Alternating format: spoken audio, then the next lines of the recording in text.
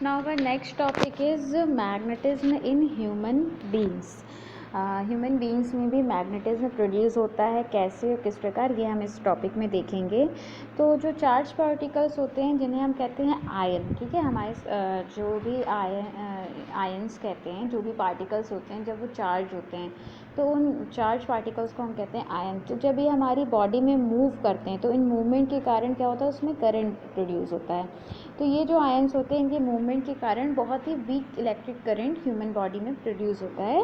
क्योंकि ये current ions के कारण बनता है इसलिए हम इसको आयनिक करंट भी कहते हैं।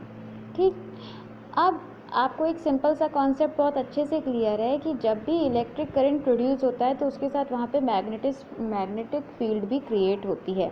तो यदि ह्यूमन बॉडी में आयनिक करंट के कारण इलेक्ट्रिक करंट मूव करते हैं और इलेक्ट्रिक करंट प्रोड्यूस हो रहा है, इस आयनिक करंट जिसको हम आयनिक करंट कह रहे हैं, तो उसके कारण यहाँ पे मैग्नेटिक फील्ड भी प्रोड्यूस होगी।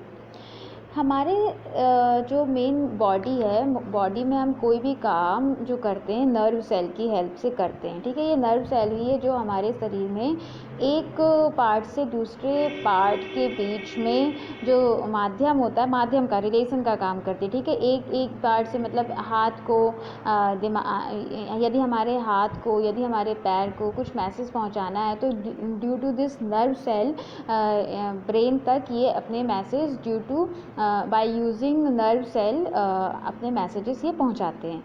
तो हमारे शरीर में जो नर्व सेल के माध्यम से ये वीक आयनिक करंट जो होते हैं फ्लो करते हैं, और जब हम किसी चीज़ को छूते हैं तो हमारी नसें, मसल्स में इलेक्ट्रिक करंट को ले जाती हैं, और ये इलेक्ट्रिक इम्पल्स हमारे शरीर में टेम्परेरी मैग्नेटिज्म को प्रोड्यूस करता है। देखिए, इलेक्ट्रिक मैग्नेटिज्म जो हम ह्यूमन बॉडी में मैग्नेटिज्म की बात कर रहे हैं, ये तभी प्रोड्यूस होगा जब वहाँ पे आयनिक करंट या इलेक्ट्रिक करंट प्रोड्यूस होगा। जहाँ पे इलेक्ट्रिक करंट नहीं होगा वहाँ पे मैग्नेटिज्म प्रोड्यूस नहीं होगा। तो हमारे बॉडी में बनने वाला ये जो मैग्नेटिज्म है वो अर्थ मैग्नेटिज्म के कंपैरिजन में बहुत ही ज़्यादा, बहुत वीक होता है। ठीक है, हम कह सकते हैं कि अर्थ मैग्नेटिज्म का लगभग 1/मिलियंस बहुत ही वीक 1/मिलियन भाग होता होगा। क्लियर। तो जो अब सबसे ज़्यादा हमारे जिस पार्ट में मैग्नेटिक फील्ड क्रिएट होती है, तो there are 2 main organs of the human body where सबसे ज़्यादा मैग्नेटिक फील्ड क्रिएट होती है, और ये जो 2 पार्ट हैं वो हैं आपका हार्ट और आपका ब्रेन। ठीक है, इन योर ब्रेन और in your heart there is maximum magnetic field is create. ठीक है, इसके बाद हम देखते हैं कि ये जो प्रॉपर्टी है मैग्नेटिक फील्ड, जो मैग्नेटिज्म जो हमारी बॉडी में प्रोड्यूस होता है, इसका हम यूज़ कैसे करते हैं।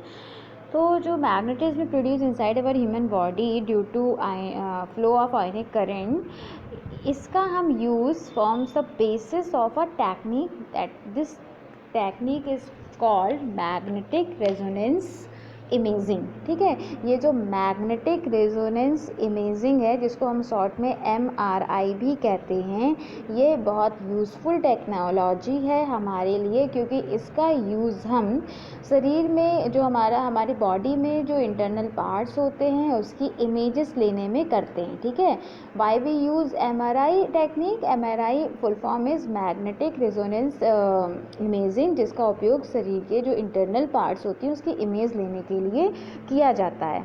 अब जैसे कई लोगों को, जैसे कई पेशेंट्स होते हैं जिनको जैसे कैंसर या ऐसी बड़ी बीमारियां होती हैं, तो उनके इनसाइड जो कैंसर के जो टिश्यू बने होते हैं उनकी इमेजेस लेने में, और भी शरीर के इंटरनल पार्ट्स की इमेजेस लेने में इस टेक्निक का यूज़ किया जाता है। ठीक है, और सबसे इम्पॉर्टेंट बात ये है कि जो हमारे शरीर में मैग्नेटिज्म जो ह्यूमन बॉडी में क्रिएट हो रहा है, ये एक प्रकार से इलेक्ट्रोमैग्नेटिज्म का फॉर्म होता है। क्यों?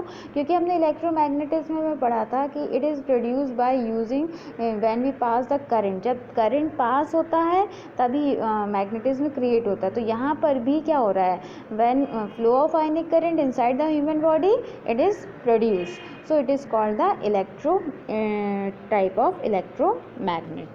Okay.